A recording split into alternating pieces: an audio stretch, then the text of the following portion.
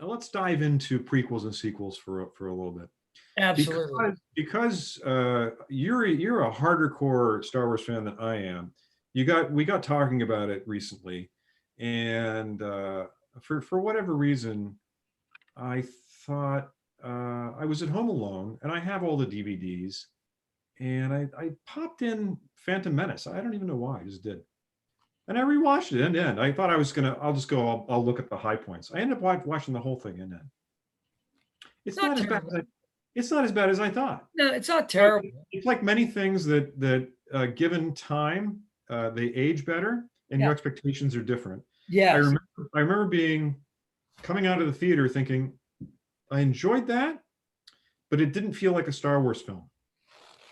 And Jar Jar was, again, it was very much like the Ewoks. It felt like a direct pander to young kids, which it just felt like a marketing ploy. And he was going for comic relief, and it didn't work. Maybe he can't write that kind of comic relief the way he did for Solo. Was there for comic relief in a lot of ways. The wisecracking person that breaks up the solemnity of jabbering on about the Force and so forth. Well, R2D2 and C3PO.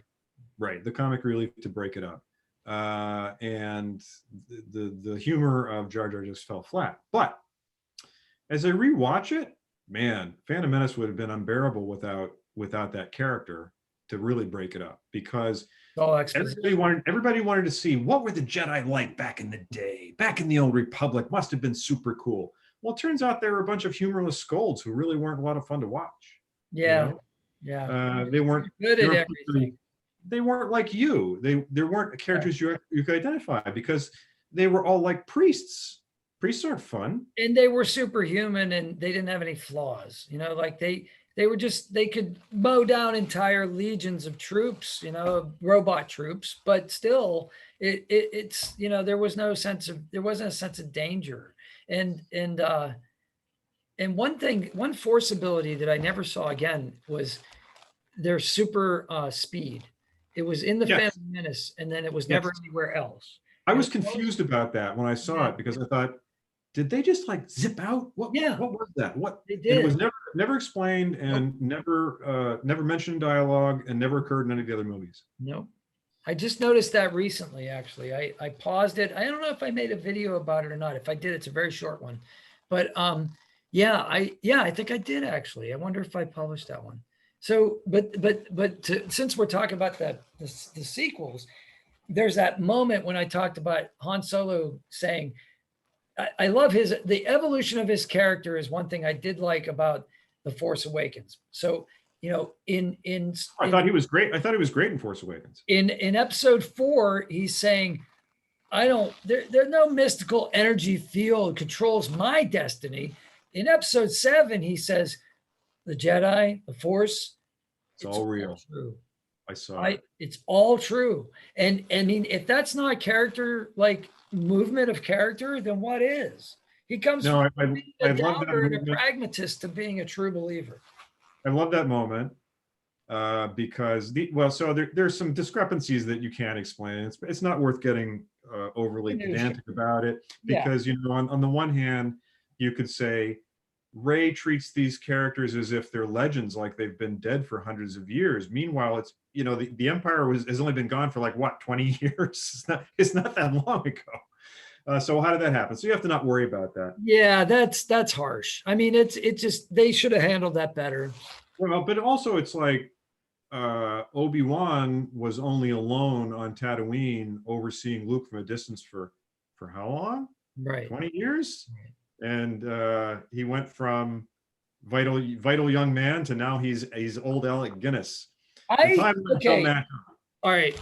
I just put this together. Okay. And I'm going to do a video about this, but okay.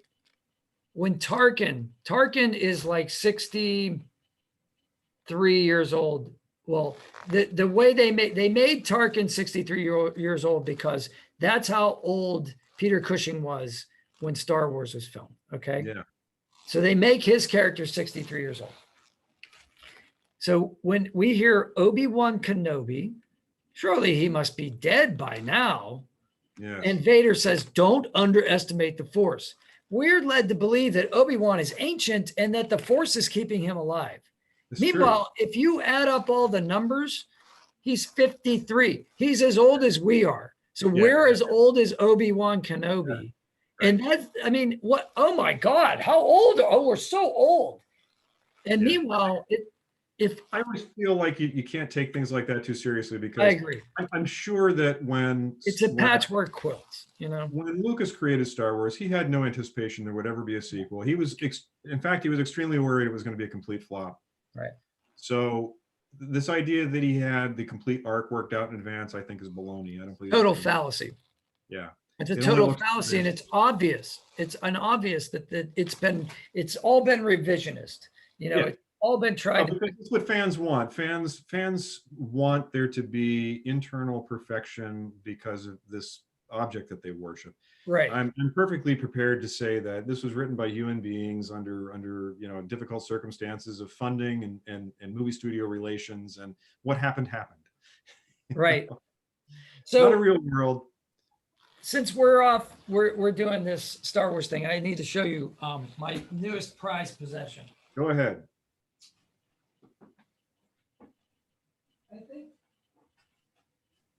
I think you might like this. So it's not the Graflex handle, but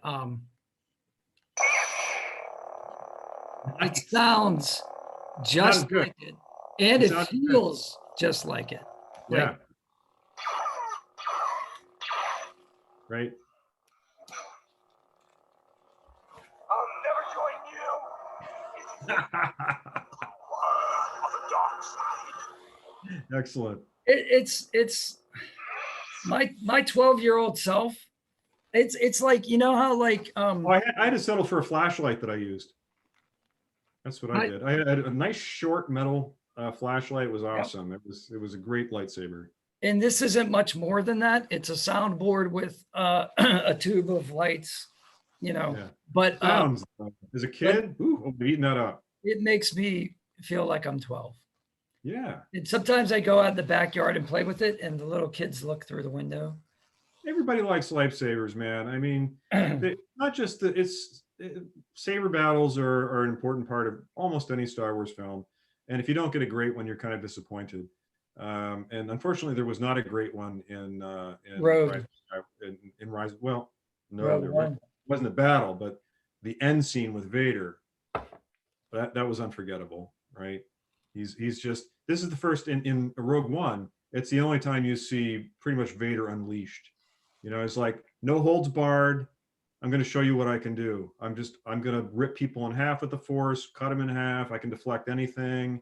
I said this to George in his conversation last week. I said, why in the name of the Force doesn't someone do that movie about Vader being Vader?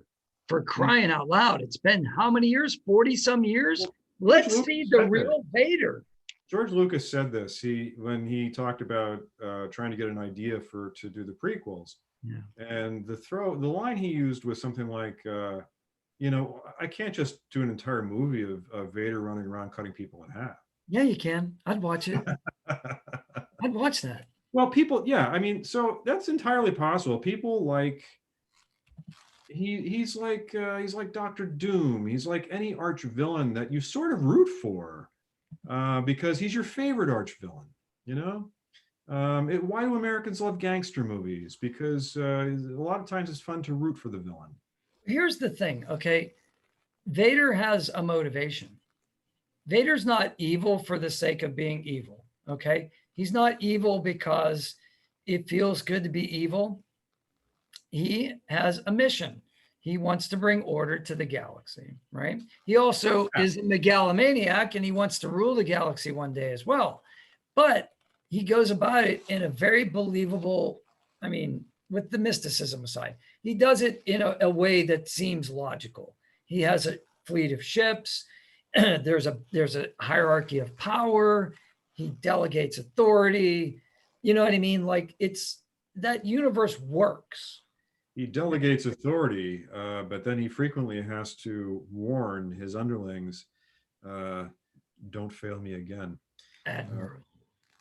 The way he says admiral, I love the way he says admiral. You're next. You're next up in the chopping block. The only thing I like better than the way he, You know Admiral Oswald. He's as clumsy as he is stupid. yeah, he sure is. That guy should have had it. He had it coming for a long time.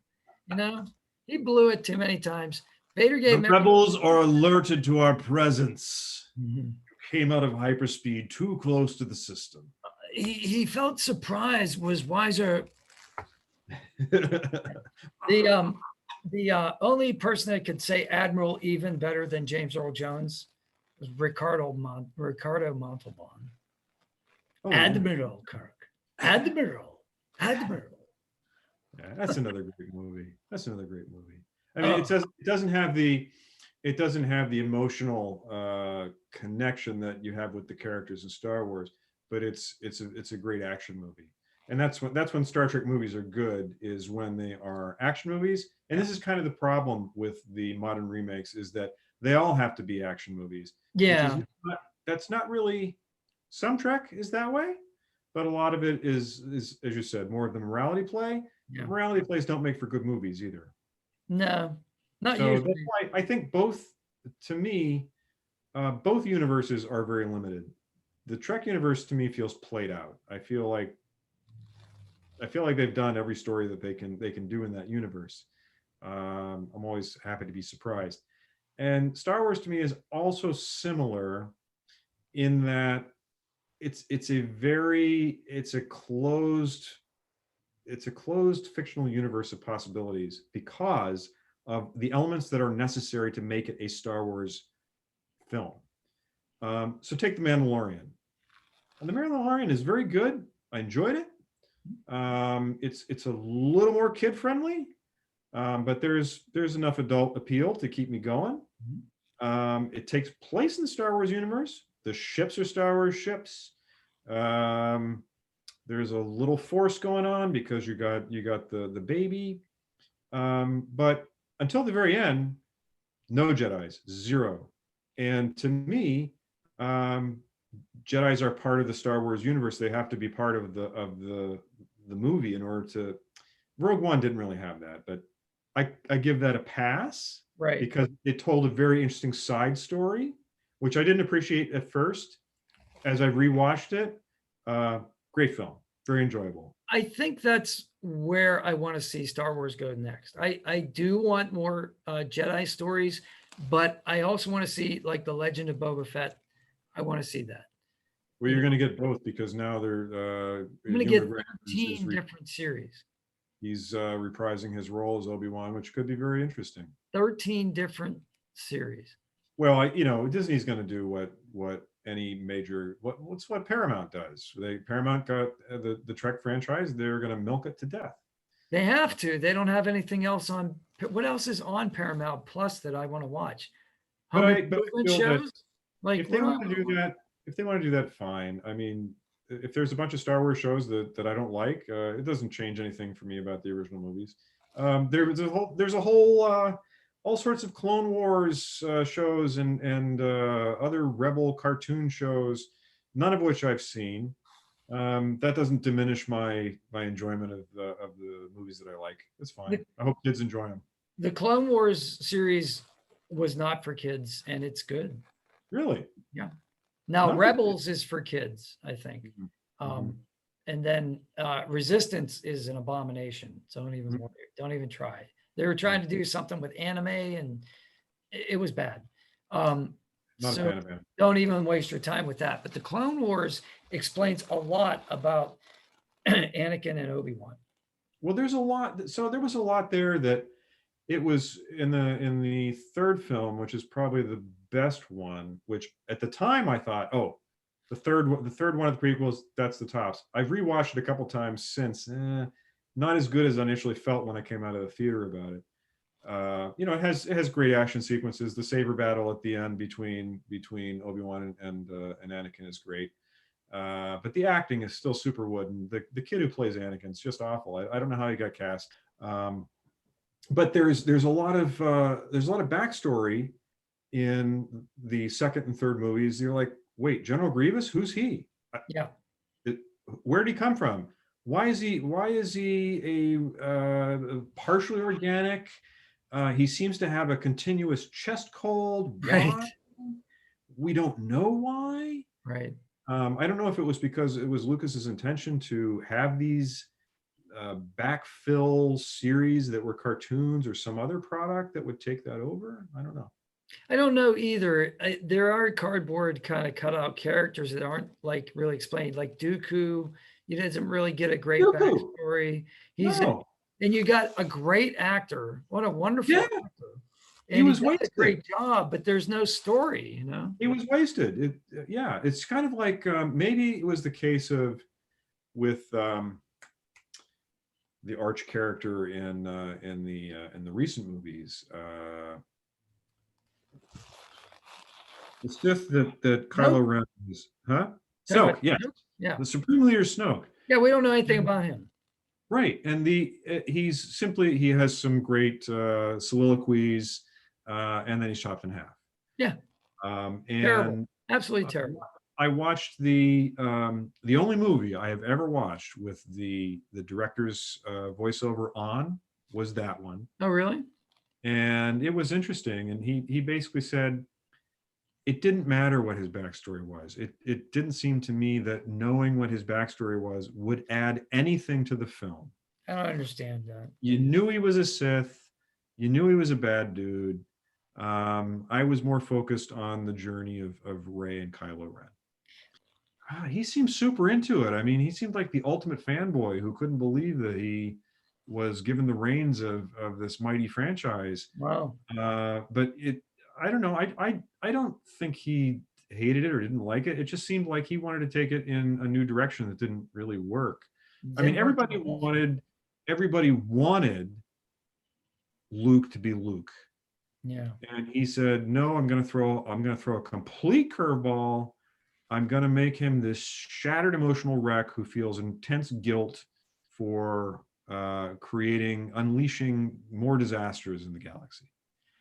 Okay, that's a more complex story than you expect from Star Wars. Right. It's not the classic just swashbuckler Saturday evening serial type thing that George Lucas was shooting for. But while it is a more complex Luke Skywalker, I found it very dissatisfying. Yeah. And Hamill really fought against it. He's like, look, I've played this character for years. I know this is not Luke Skywalker. He's like, no. And you could tell in the commentary from Hamill, he's like, well, he eventually got me to come around, but I don't think he really ever got him to come around. No, there have been hints, and people have tried to read between the lines and things, like, Hamill tried to warn us, and, before the movie came out. Now that's all revisionist, but maybe he did. I don't know. I just tried to do something different and it just didn't work out. But it's a more adult film because it's not straightforward black hat, white hat. That he tries to inject these shades of gray, and that's not very Star Wars. Star Wars is not about shades of gray. Not really. And and Luke is conflicted because in trying to resurrect the Jedi, he just brought back the Sith. So and ruined the family of his dear friends, by ruining their son. He's just botched it terribly. I remember seeing the first release scenes, the teaser for Force Awakens, and there's that scene with Luke staring at the fire on the horizon. He puts his robotic hand on top of R2. Something terrible has happened, but you don't know what. It's a flashback scene that Rey gets when she touches the saber. It was such a tease. Yeah. Wow, I can't wait to find out the story there. What happened? Who are the Knights of Ren? And then you find out that, well, we really didn't plan out who the Knights of Ren were. We felt obligated to stick them in for a brief appearance in the third film because people were demanding it. So we just made them into some faceless baddies who were quickly dispensed with in the last 5 minutes of the film. I think what was so disappointing to me was that I thought, great, J.J. Abrams is going to be directing this. This is going to be awesome, right? He did Alias. I loved Alias. he did the Star Trek. It was good, you know. Yeah, I thought this is great. It's in the right director's hands. We're going to get a great movie. And he remade Star Wars. so yeah, I'll tell you the honest truth. I didn't realize he remade Star Wars until much later. I mean, it's obvious on the face. Oh, okay, they blow up a Death Star like thing. Yeah. But all the other stuff that's parallel was not immediately obvious to me. Yeah. I was just so thrilled to be watching a movie that felt like a Star Wars movie, Yeah. because the three prequels were so frustrating, because I always felt like you're almost there. This is almost a great movie. And then 3 times in a row it doesn't get there. Yeah. It's like Star Wars interrupt us. And then JJ delivers this movie, and it's got all the elements you want in a Star Wars film. Everything. Yeah. You even have some of the old characters back. And Harrison Ford's portrayal of a grizzled Han Solo, awesome. Did a great job with you saw reappearances of Chewbacca, the Chewbacca not the weird one that was in the prequels that was swinging and fighting with the other Wookiees, which I didn't need to see any of that. That was that was unnecessary. A bunch of CGI machines fighting other CGI machines with no character involvement. Yeah. So I liked Rey's character. I'll tell you, here's the best emotional moments for me from Force Awakens. One, when Rey and Finn encounter Solo on the Millennium Falcon. Yeah. 2, when the tarp blows off the Falcon. It's like, what about that over there? That's a piece of junk. And then kaboom, it blows up. We'll take the piece of junk. And then you find out it's the Falcon. Great moment. It's one of the best reveals. It's a great reveal. It's a great reveal because you're not expecting it at all. But then when they meet up with Solo and he says the line, "The Force, the Jedi, it's all true. I saw it." But the one that I loved was at the end of the movie. There's a saber battle between Kylo Ren and Rey.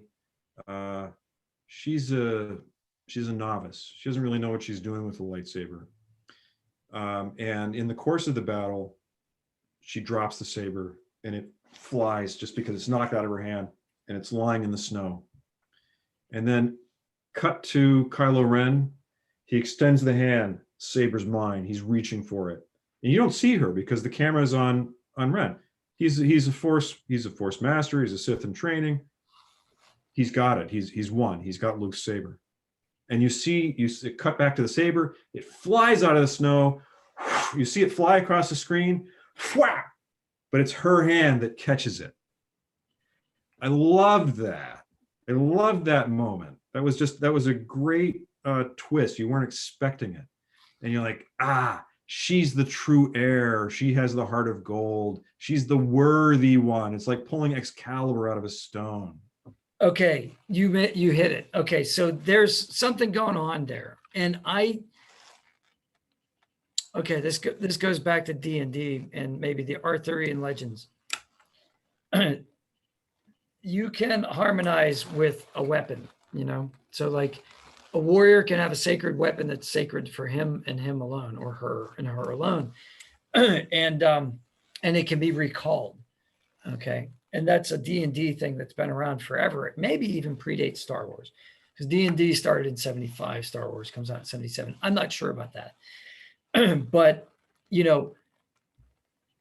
Excalibur in King Arthur's hands is better than Excalibur anywhere else, right? It's a special thing. So do lightsabers have personalities? Mm-hmm. Right. And this is something that's never been touched on in any of the films. I think it maybe has. Well, maybe not in the films, but you're right. Yeah. All we know is that you aren't a Jedi until you can build your own weapon. And in order to build one, you have to find a kyber crystal. Now, we don't know that from the movies, but it's known pretty much in canon that you go on a quest, kind of a holy quest, and you find a kyber crystal. If you're a Jedi, if you're a Sith, you could take a Jedi's kyber crystal and corrupt it, which is why it turns red. Mhm. It starts blue or green or whatever, and then it turns red, which is why the Mhm. Sith's weapons are always red. Mhm. Yeah. I did not know that. Yeah, Because I haven't read any books. yeah, I haven't read any books either, but well, I read Splinter of the Mind's Eye, but that was gonna be the second Star Wars if Star Wars flopped. Mhm. That was gonna be Lucas's second movie Mhm. if he was allowed to make it. But that was it just an emotional moment. The other thing that it wasn't as big of an emotional moment, but I liked it from a cinematic force. How should I say? I'm sure there's a cinematic term for it that I don't know. But shortly after that moment, she reclaims Luke's saber, and then the planet or wherever they're at starts to undergo some kind of cataclysm, Yeah, and the ground on which they're fighting splits, and then the camera view switches to an overhead view. He's here, she's there, a fissure opens up, and then they split across. And I'm like, okay, that's very heavy handed, but I love it. sure. Because she has to survive and she's a novice. If she stays in that fight too long, we're not going to believe that she's going to survive, right? Right, but not only not it's metaphorical, because not only is the battle over, but now the dramatic chasm, the spiritual chasm between these two competing figures has really opened up. Yeah, Now it's going to be this duel between the two of them for the next couple of movies. that's a great point. I had not Oh, really thought about that. speaking of symbolism, this is one that I know you put these short films together that do analyses of little bits of Star Wars films. Here's one for you. I want to know if anybody's ever covered this. Are you familiar with Forbidden Planet? Yeah, I love that movie. I saw Great that movie. at the Pittsburgh Le- Playhouse. Leslie Nielsen. Leslie Nielsen, Pittsburgh Playhouse. Had never seen it before then. And at the very end, when Walter Pidgeon's character, I can't remember what the character's name is, he's the one that has been working to harness the alien hardware to use the power of his mind to do these great things. And he doesn't realize that the monster that he has created is his own id, Psyche. trying to protect the daughter and keep her isolated with him. Right. They're behind the thick, impenetrable, and he tells you this is a type of metal that can never be destroyed, can never be broken. It is an alien technology that is beyond your imagination. And yet it keeps coming. The door begins glowing red, and then it becomes charred, and then bits start to fall down. And Leslie Nielsen's screaming, "It's you! Don't you see? It's you out there!" So there's a scene in Phantom Menace where the two protagonists from the alien culture, for whatever strange reason, speak in a Japanese accent, which seems kind of racist. They're like, "Close the blast doors." The blast doors come down, and then they're not thick enough. "Close the other blast doors." And the other blast doors come down, and then the one says to the other, "We will not survive this," because clearly they know Jedi are super powerful, and we don't know how powerful Jedi are at that point. But they do. But they do. Then at that point, Qui-Gon, in an effort to get in, takes the saber and just goes, plunges it in the door. And and he begins to turn it, and it glows red. And then cut camera view from the inside where they are. And you see the door begin to glow red, and the pieces starting to char. He's coming through. And you're thinking as if you're, holy shit, how much power is in a lightsaber? It's clearly a way more powerful weapon than we even knew. And I now look at that scene and I'm like, that is a direct lift. Lucas is quoting Forbidden Planet in that scene. Yeah. Have you ever heard anybody make that? Never, not one time. Not one time. That's you. So there you go, and you find that clip from Forbidden Planet, and you split screen it side by side with that scene from Phantom Menace, and you've got the topic of a video. I'll credit you. I don't know how to split screen yet. I'll figure it out. So Zoom does it automatically. I'm sure I can figure it out. So yeah, that's really good. That's really good. I wanted to mention that to you for some time. I thought for sure others have picked up on that. Not to my knowledge. Not to my knowledge. But But that's the great thing about these movies is we bring our experience to them, and we see things and we attribute things like me attributing Yoda's presence on Dagobah to the life force around him. I never heard anybody else say that. That's just what I thought as a kid. It makes a lot of sense, though. I mean, I never thought about it either, but when you put it that way, it makes total sense. To me, it makes sense. I don't know if it makes sense to anybody else or in the Star Wars universe, but I mean, he was just hiding out on a planet where there was no technology, so nobody would find him, you know. But right. Well, this is why people found the Last Jedi unsatisfying, because Star Wars fans, they love the Force, and some people who are really out of control and probably have other issues in their life, when asked about religion on official government forum, will write in Jedi or something like that. And I can see the appeal of that, because it's largely a blank slate. You can ascribe to it whatever you like, and it also confers powers. So if you're somebody that feels they don't have a lot of power in life, it's very appealing to you. But I think that when Rey goes to meet Luke, people wanted to hear more about the Force. Tell me more about it, right? But it's one of those things that the more details are given, yeah, the more you ruin it. yeah, Because it's a mystical energy field, and that's how it should stay. it's, That's why the midichlorians just made everybody go berserk, because you've taken this awesome magic thing which has no explanation, but when you see it, you find it believable, and then you try to ascribe a physical cause to it. It's like, well, it's basically it's a symbiotic infection. That's really unappealing, man. You've ruined it.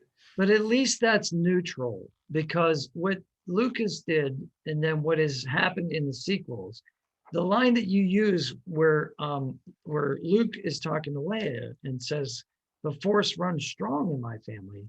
So now it's not a democratization. It is not available to everyone. It Right. is a royal bloodline. Right. And now the sequels have turned this into the Skywalker versus the Palpatine bloodline. So Right. it may as well be the War of the Roses or Game of Thrones, or, you know, any two competing houses. Yes. And I've That- seen some people say that sucks. they were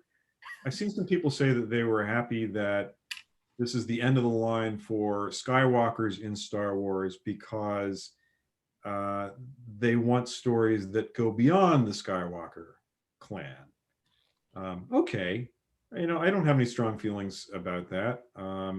I never heard that, but that's fine, I guess. I don't know. Yeah, there's a certain strain of fandom that feels that way. I think they're younger fans. They're not fans that, well, they're younger than us. Yes. They're not people who were imprinted on the films because they were young kids, and they want a wider scope of stories that can be told within the universe. Oh, they're going to get it. Yeah, they're going to get it. Yeah. But yeah, that's a great point that you made. That you're right. When he does say that to her, it is very clear that not everybody can have it. It's a shame, because then we find out, and it doesn't have to be that way, because we find out that Han has the Force, right? We find out that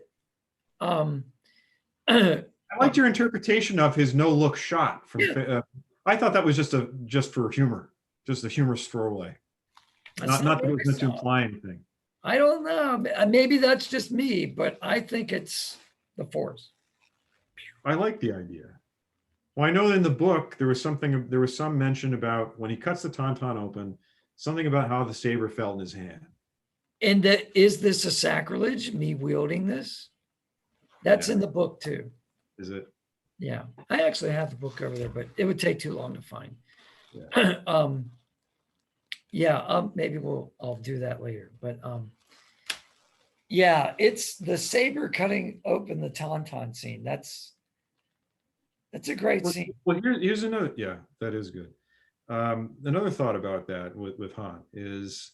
All right, so does he clean out the guts, or does he just shove Luke in there? I think he shoves him in. I do too, but when I was a kid, I didn't think that. I thought he scooped out the guts. And I'm just going with the theory that enough guts spilled out that there was enough room in the cavity that he could just shove them in. I like that. That's even better than what I was thinking. See, I'm an all or nothing kind of guy. You found the happy medium. the thing about Han is, let's stick with is he force sensitive or what? In Rise of Skywalker, another very emotional moment, Ben is distracted momentarily by the appearance, the vision of Han. Yes.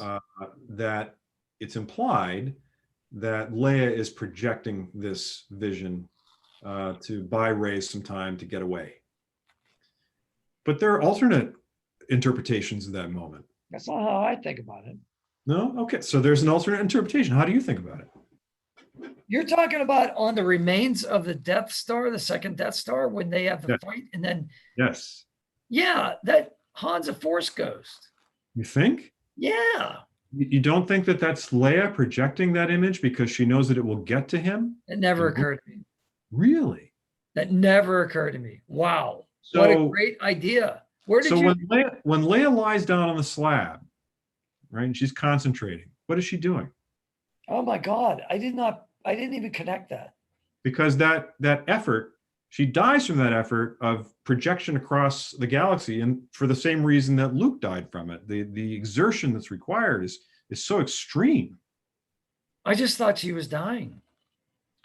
Wow. Oh my gosh, I missed that. I totally missed that. Thank you. No, I I interpreted totally that as missed- that's her projection. You're right. I missed that. Now I got to go watch that again. Now you watch it again. Thank you. I'm glad I could offer some kind of insight. Usually it's the other way around. No, I always get insights when I talk to you about this stuff.